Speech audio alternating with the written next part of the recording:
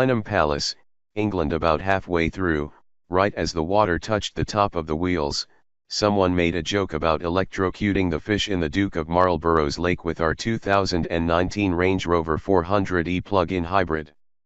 Despite the 400e's 35.4-inch wading depth, the same as every other Range Rover model, the thought of driving a hybrid SUV through a lake was disconcerting. In the end, the fish were fine. We can't say the same for some of the Duke's pheasants. This plug-in hybrid is the latest variant of the full-size Range Rover.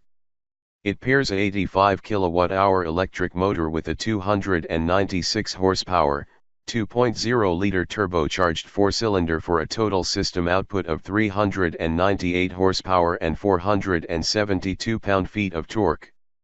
The 400e has 31 miles of all-electric range, and EV mode is available up to 85 miles per hour. 60 miles per hour goes by in just 6.4 seconds quicker than the gasoline V6 model thanks to copious amounts of off-the-line torque.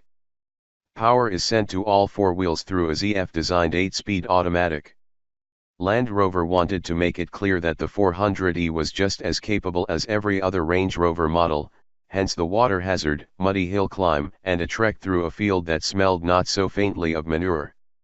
Everything you would expect from a Range Rover is here, from the terrain response traction settings to the air suspension to the leather seats that coddle you like the landed gentry you aspire to be. For 2018, the Range Rover was updated with new lighting both front and rear, a new grille, and revised front and rear bumpers. Inside, all Range Rovers now have the two-screen infotainment system from the smaller Range Rover Velar. It's a welcome upgrade, though it still lags behind Mercedes-Benz Command, BMW iDrive, and Audi MMI. The interface occasionally stumbles and lags, and some basic controls are hidden in sub-menus. The comfortable seats get additional padding and adjustable massaging functions. Checking the box for the executive seating package gives front and rear occupants wider, softer, and more adjustable seats. It's worth it if you're considering the long wheelbase model. The extra legroom provides space for a folding footrest. It's the most comfortable back seat this side of a Mercedes Maybach. In almost every aspect, the 400e is indistinguishable from its non-electrified counterparts. Visually, the only things that give away the PHEV from its siblings are the 400e badge on the back and the panel in the grille that hides the charging port. Inside, you'll find a power meter has replaced the tachometer, and an EV mode button has been placed on the console near the terrain select knob. That's it.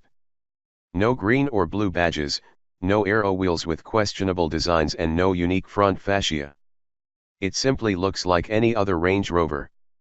We think the subtlety is a good thing. It drives like one, too, most of the time.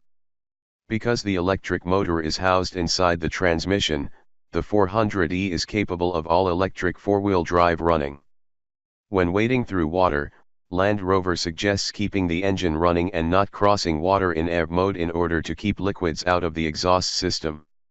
The low-end torque is a boon off-road. There's always power when you need it, so charging up hills or plowing through mud simply requires dipping into the throttle and holding the wheels in the ruts. Straight off the line, the 400e feels just as strong as a Range Rover with the supercharged 5.0-liter V8. It dies off mid-revs, but around town it feels right at home. Passing on unfamiliar roads can be harrowing, but the 400e's torque makes it a breeze. Like every other Range Rover, the sound isolation is fantastic. This is made abundantly clear when driving in EV mode. The 400e feels like a rolling whisper room, with just a small hum from the electric motor and the occasional vague whoosh from a passing car. Driving through small English villages within pure electric mode give you a relaxed and cozy feeling. This calm is occasionally broken up when the gasoline four-cylinder kicks on. The engine is quiet most of the time, but under full throttle it sounds rough and feels distinctly out of place. At least it doesn't hold revs like cars with CVTs.